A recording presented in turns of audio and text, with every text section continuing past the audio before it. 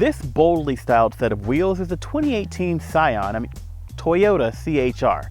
Forgive me for misspeaking, but the first time we met this vehicle, it was a Scion concept, but since that brand's been dissolved, it's been absorbed into the main line. However, the CHR keeps a lot of Scion's philosophy alive, despite now wearing a Toyota badge. Let's hop behind the wheel and I'll show you what I mean.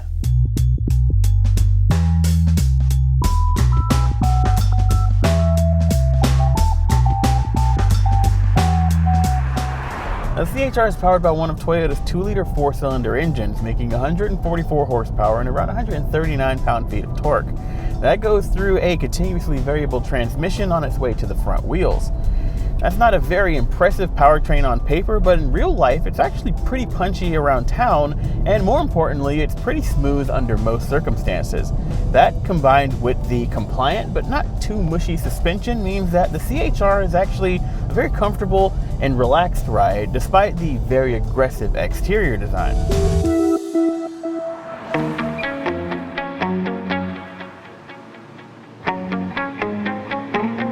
Now, on the subject of that exterior, I'm a fan. I'm seeing a little bit of Hyundai's Veloster in the design, only a little bit taller and a lot less asymmetrical. I'm a big fan of the really muscular and deeply cut exterior design, and from most angles, it's just a great looking car.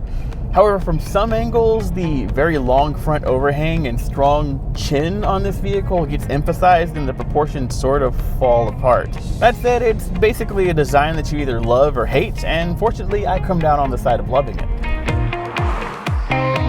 Now, I mentioned that the CHR was destined to be a Scion, and nowhere is that more apparent than in the interior.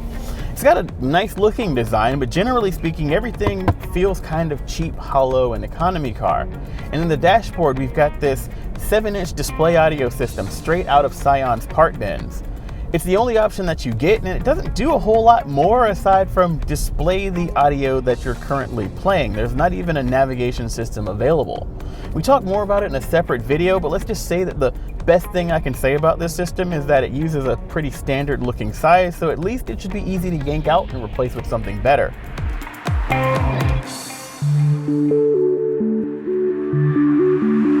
Now, as disappointing as the dashboard tech is, I'm actually impressed that Toyota decided to make its Safety Sense P technology standard on the CHR.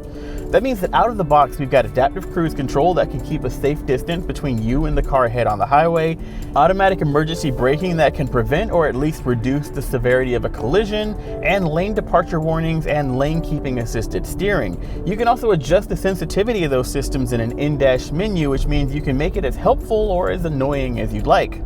Now, building on the lane departure warning system is Toyota's driver alertness monitoring system. It keeps track of how long you've been driving and how well you've been doing at staying between the lines, and if you get outside of a certain parameter, it'll make a suggestion that maybe it's time to pull over and take a break. That's actually a very useful feature for young drivers who may not be experienced in knowing their limits when it comes to driving at night or making long hauls. I personally had to learn that lesson the hard way, so this is really cool technology. Now, overall, the CHR is a very interesting looking package. It blends very bold styling with simple construction that, if nothing else, makes it easy to customize and upgrade, along with Toyota's reputation for safety and reliability. It's a pretty strong competitor in this new, very small SUV class, and probably one of the best examples of the promises of the Scion brand, which makes me kind of happy this car survived, even if the nameplate didn't.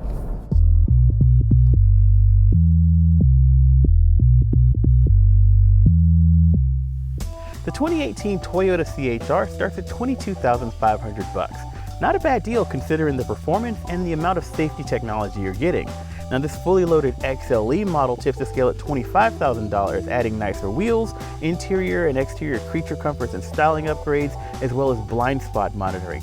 Not a whole lot of extra stuff, but also not a whole lot of extra money. Plus, it leaves a little room in the budget to replace that car stereo with something a little better.